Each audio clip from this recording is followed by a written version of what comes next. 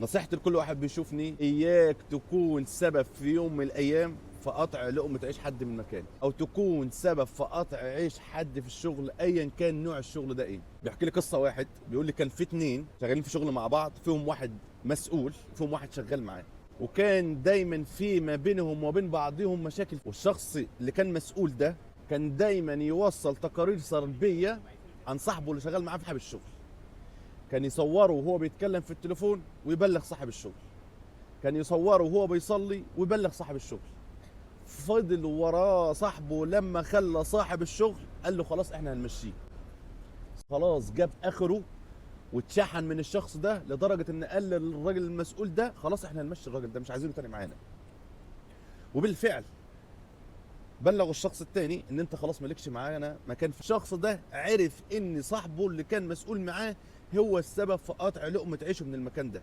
طبعا الواحد اللي شغال مننا في مكان هو عنده زحمة كبيرة جدا في حياته، وعنده التزامات وعنده مصاريف بيته وعنده اقساط عليه وعنده جمعيات، ويطلع اكيد صدقة كل شهر الناس محتاجة، بيطلع حاجات لله، بيعمل حاجات كتيرة، يعني عنده حاجات كتيرة في حياته ما يقدرش يستغنى عنها، وما يقدرش يستغنى عن الشغل بتاعه في يوم من الايام ويبص يلاقي نفسه هو ما عندوش اي حاجه.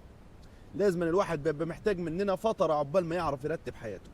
ولكن كان في اليوم ده هيسيب الشغل، والشخص ده رايح منبهر وبيبلغه ان انت خلاص اخر يوم ليك معانا. من هنا بدات النقطه. الشخص دعا على الشخص المسؤول عنده في الشغل ده دعوتين، قال له ربنا يقطع عيشك ويشتت شملك. هما دعوتين بس. وكان يأسان جدا وزعلان جدا عشان هو ساب الشغل، عشان عنده حاجات كتيره في حياته مش عارف ارتبها ازاي. ويشيء القدر والشخص ده يسيب الشغل ويروح يقعد في السكن، وتلف الايام في خلال شهر لقدام، وشخصه المسؤول في الشغل ده صاحب الشغل يقول له احنا كمان انت مش عايزينك معانا. والمشكله اللي اتحط فيها ولا هي بايده ولا بايد صاحب الشغل، هي المشكله من عند ربنا ان الشخص ده ما ينفعش يكمل. ساب الشغل وراح يدور على شغل تاني، وكل ما يروح في شغل يقدم فيه الناس يقولوا له محتاجينك، ويوم في التاني يقولوا شكرا احنا مش محتاجينك معانا.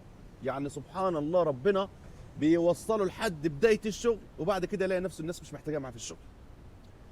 فهنا هو تشتيت الشمل. كل ما يروح في شغل وربنا يوفقه فيه يقعد فيه يوم والتاني ويبلغوه يقولوا احنا مش محتاجينك. فضل على الوضع ده ما يقلش عن شهر، فافتكر صاحبه اللي كان هو السبب في قطع لقمة عيشه، سأل عليه وراح سكنه.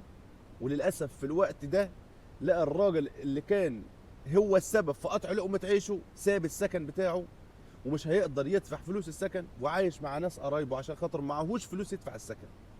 فتخيل ده في الدنيا، ما بالك باللي يحصل مع شخص زي كده في الآخرة. تحت لكل واحد اختلف ما تشاء مع صاحبك في الشغل، اعمل ما بدالك. اختلفوا مع بعض واتفقوا مع بعض واعملوا مشاكل مع بعض وهترجعوا تاني مع بعضكم تاني، ولكن ما تبقاش انت السبب في قطع لقمة عيشه في يوم وليلة. الشخص مننا وعليه التزامات ومعاه أسرة ومعاه أولاد وعليه مصاريف وعليه جمعيات وعليه أقساط وعليه إقامة وعليه سكن وعليه حاجات كتيرة جدا، وللأسف هو ما يبقى معتمد على الشغل بتاعه اللي هو بياخد منه راتب آخر الشهر. فبلاش تتسبب في قطع لقمة عيش حد من مكان. السلام عليكم، اشوفكم على خير.